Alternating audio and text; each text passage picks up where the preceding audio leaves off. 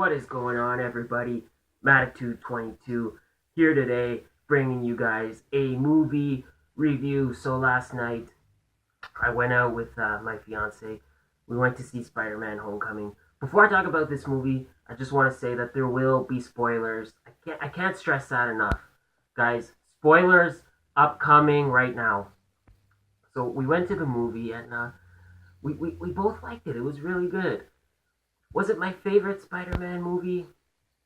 Possibly. I really liked Spider-Man 2, but I definitely think this was a really good one. It definitely ties in to the MCU very well. But getting into some of the details again, spoilers. If you haven't seen the movie, probably should not watch this video. Go see the movie and then come watch this video after. I liked how there was a lack of origin stories. I like that. Like obviously we got Spider-Man's origin and not even really an origin, but we were introduced to Spider-Man in Civil War, and they kind of touch on that. There's this great part in the opening of the movie where he's kind of narrating this little video log, and it kind of details the road to Civil War and a little bit after. That was really good, but again, it was very brief in a good sense. And same with Vulture. We get a small origin story for Vulture, like 2 minutes, 3 minutes, and then the movie starts. There's a time gap. The time gap is a little confusing because we see them cleaning up the wreckage from New York, the Avengers one, and then something happens where I guess damage control comes in and they take over operations and they all lose their job. And then we see 8 years later, 8 years later, the events of Civil War. But I like that once we get right into the movie, he's already established as Vulture. There's no drawn out origin. There's nothing. You get that little bit of stuff in the beginning, but then we just get full on Vulture. I thought that was good. The humor was good. There was a lot of good jokes. Some of the jokes did not land for me. Like there was a couple points where the rest of the theater was laughing, and I was just kind of like, eh. But it is a pretty funny movie. You will enjoy it. And you really get a feel for Spider-Man really gets beaten down in this movie. Like he really gets beaten to the lowest point. And I feel like we've never seen that before. Like I just feel like I don't know, just you really feel for him in this movie. You really feel that emotion. And you feel like he's in a position where he wants to be an Avenger and he wants to be with the Avengers and doing these big missions and stuff like that. And Iron Man's just kind of like, he's like, it's okay to just be a friendly neighborhood Spider-Man, and it's okay to just kind of be a street level guy. And I feel like for anyone who's ever wanted to do something really good and they've had someone tell them, like, hey, you don't have to do this. Maybe you just need to stay where you're at, and that's okay. For anyone who's ever kind of been in that situation, I feel like you'll really get that emotion. There's a very multicultural cast in this movie. I did enjoy that. Yeah, that was good. I do. It feels like the school is not a regular high school, but it's more like an advanced high school. Like if you're an advanced student, like you're very smart. So I do like that it was very multicultural, and you get a lot of different nationalities and stuff. I feel like that was really nice, really just refreshing to see, instead of just being like everybody is just a typical, everybody is just a generic New Yorker, and everybody just has a typical like New York, Brooklyn accent, whatever. So I thought that was good. Some other stuff, definitely a learning curve in this movie for Spider-Man. He definitely grows up. He's not the same at the start of the movie as he is at the end.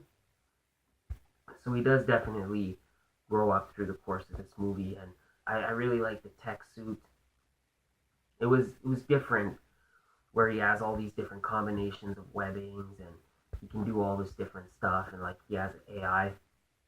It's kind of like a throwback to the Civil War comic when he had the armored spider suit, and more like Iron Man. That was cool. Some stuff I didn't like. I feel like Shocker was not handled very well. It felt like seeing Shocker. It felt like a throwback to an old like superhero movie where, or like one of those like a Smallville thing where they kind of this is the villain, but there's no costume and he never uses the name, but he has kind of those powers. You see Shocker, they mention him as being Shocker, but really no costume. Like there was not really much of a costume. I guess I wasn't expecting like full on costume because we knew Vulture was the main villain, but I would have liked a little more of a costume. And not Vulture, sorry, Shocker in the comics, his power is he shoots like sound waves or whatever, but he shoots projectiles. In this one, it's Crossbones gauntlets, but they've been like modified and they're all like powered. But he's just like punching stuff and stuff like that. I feel like a little more shooting energy blast from Shocker would have been cool. So, but I do like where they tease like maybe he could be in another movie. Maybe we'll see him have a bigger role. This was kind of the introduction.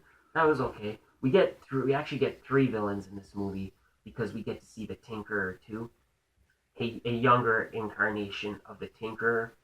They don't really call him that. I guess that kind of makes sense. I guess the Tinkerer does not inspire fear, but he is in there. Get a couple other characters from the comics.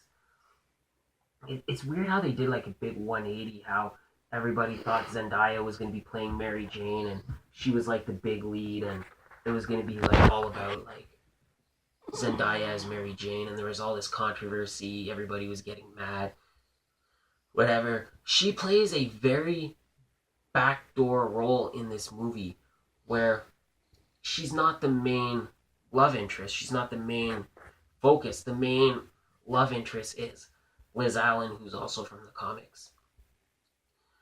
So that was kind of cool, but I did like Zendaya, and they never say that she's Mary Jane. They never say that she's that character. I guess her name is Michelle, and she says at the end of the movie, "My friends call me MJ." I guess so. That's kind of like maybe that's this universe's version of Mary Jane. Maybe they're gonna introduce Mary Jane later. I'm not too sure, but that was cool.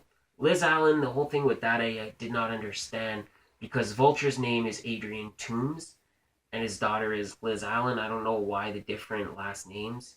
They never explain that. So I feel like that could have been handled a little better. There is some funny moments from Captain America. He never actually appears in the movie, but he does appear on film. There's one scene where they're in gym class and he's talking about like being fit or whatever, and he makes a joke like my best friend, like your gym teacher, and he kind of points like that, and the teacher's standing on the other side, and he's like I'm pretty sure he's a war criminal now, but we have to show this anyway. There's definitely some good moments like that with Cap. Was nice to see. I did like Iron Man in this movie. There was not too much Iron Man, but there was just enough. There was just enough Iron Man, I thought. And at the end fight, the big ending, where Spider-Man's trying to stop Vulture and save his tech, I like that Iron Man didn't come in and make the save. I just really didn't want to see that. But in my head, you see him get beaten down so much. Like there's one part where he's just crushed by this rubble, and he's like crying. And he's like crying like if anyone's there, can anyone help me? And like in my head, I'm thinking like, I don't want Iron Man to just come and make the save, but he doesn't. He figures it out. He gets out of it on his own. He does everything on his own, and I like that evolution for that character. Uh, the whole thing with Pepper Potts and Tony Stark. I guess they're together now. You see her at the end. She makes a little appearance. I guess they're getting married. Whatever. I didn't feel like we needed that in this movie, but I guess they had to fit it in somewhere. I don't know if we're getting another Iron Man movie. I don't know what's going on with that, but I just feel like we really didn't need that. I feel like it kind of like that scene happens after Peter gets an offer to join the Avengers, and he says no because he's like I want to look out for the little guy. He's like I just want to look out for the little guy. So I don't know why we really needed that scene. I felt like it maybe drew a little bit of focus away from that, but whatever. Happy Hogan was good in this movie. He was funny as shit. I definitely enjoyed him. The post-credit scene definitely teases the Sinister Six later on down the road, so that was good. We see Scorpion. He's not Scorpion yet, but they're in jail and they cross paths, and he mentions that there's some guys on the outside that want to kill him. So that's pretty good. So overall, I think this is a good movie. There is two secret endings. The last one is pretty funny. It's basically a PSA from Captain America talking about how patience is a virtue, and sometimes in life you're really patient for something and then it just doesn't pay off. And that's what it was. So it was pretty funny. But overall, Ned, his best friend, I don't remember his last name, Ned. Another funny character, great character.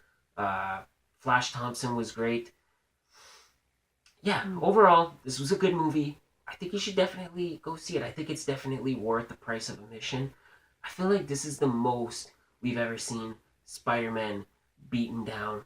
My favorite scene in any Spider-Man movie was in Spider-Man 2, where he stops a train from crashing and his mask gets ripped off, and everybody on the train kind of sees him and they know who he is, and he doesn't know what's going on, and then one of the guys hands him the mask and he's like, "Don't worry, Spidey, like your secret's safe with us."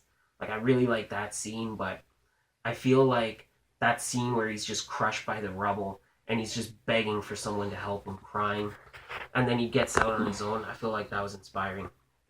Anyway, without going on too long, go see this movie. I think you will enjoy it. It's worth the price of admission.